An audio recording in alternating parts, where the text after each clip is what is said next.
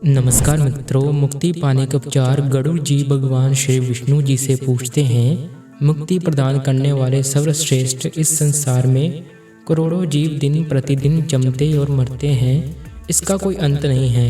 इस संसार में सभी दुखी ही नजर आते हैं, सुखी कोई भी नहीं। लेकिन उपायों से यह जीव मुक्ति प्राप्त कर सकते हैं, आप बताने की कृपा करें। भगवान विष्णु जी ने कहा, हे पक्षीराज, मनुष्य शरीर पाकर जो आत्मा की मुक्ति के बारे में नहीं सोचता, वह मनुष्य का पाप एक ब्राह्मण को बद्ध करने से भी बड़ा है।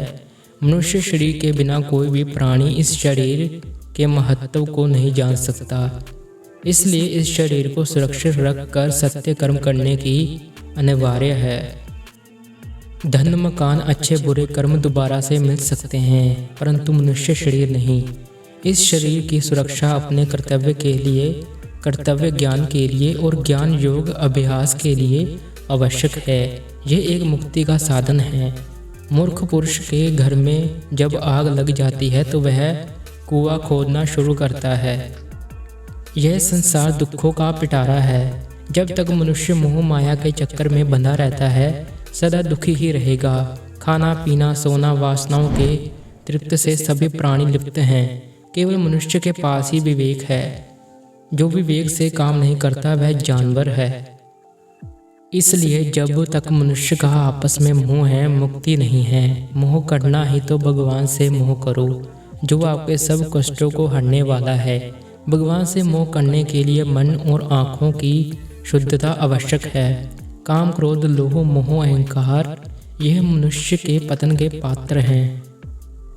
वेद शास्त्र के पठन से मुक्ति नहीं मिलती, जब तक उनका ज्ञान अपने अज्ञान को मिटाने में सक्षम नहीं होता। मेरा और मेरा नहीं, ये दो पद हैं। मेरा में बंधन है और मेरा नहीं में मुक्ति है। इसलिए जो मुक्ति के इच्छुक हैं वह सब बंधनों को तोड़कर सत्य के साथ नाता जोड़ लेते हैं। सत्य ही प्रेम है, प्रेम ही ईश्वर है। जो कर्म जीव आत्मा को बंधन में नहीं ले जाते, वही सत्य कर्म है।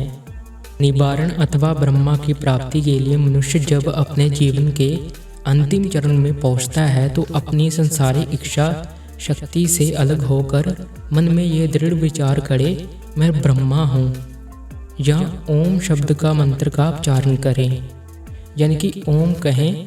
इससे उसके मन की शुद्धि होती है और आध्यात्मिक तेज आता है। जो अपना घर बार छोड़कर अंतिम सांस छोड़ने के अभिप्राय से अयोध्या, अवंतिका, मथुरा, काशी, गया, कांची, द्वारिका जैसे सत्य पवित्र स्थानों पर किसी एक पर प्राण त्यागता है तो उसे मोक्ष की प्राप्ति होती है।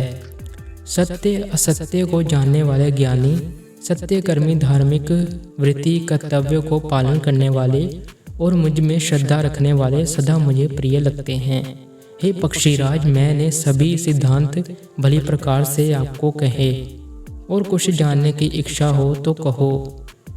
प्रभु के मुख से ये वचन सुनकर और अपने प्रश्नों के उत्तरों से प्रसन्न होकर गरुड़ ने जगदीश्वर को प्रणाम किया और कहा, प्रभु, आपने अपने मधुर वचनों से मेरा बहुत बड़ा संदेह दूर कर दिया। मेरे मन की मलिनता दूर हो गई। इतना कहकर उन्होंने भगवान विष्णु जी से विदा ली और केशव मुनि के आश्रम में चले गए। श्री हरि, जिनका नाम लेने मात्र से सभी दुखों और श्रापों से मुक्ति मिलती है, ऐसे दयालु भगवान की अपनी श्रद्धालु भक्तों पर सदा कृपा दृष्टि बनी रहती है। ओम नमो नारायणाय।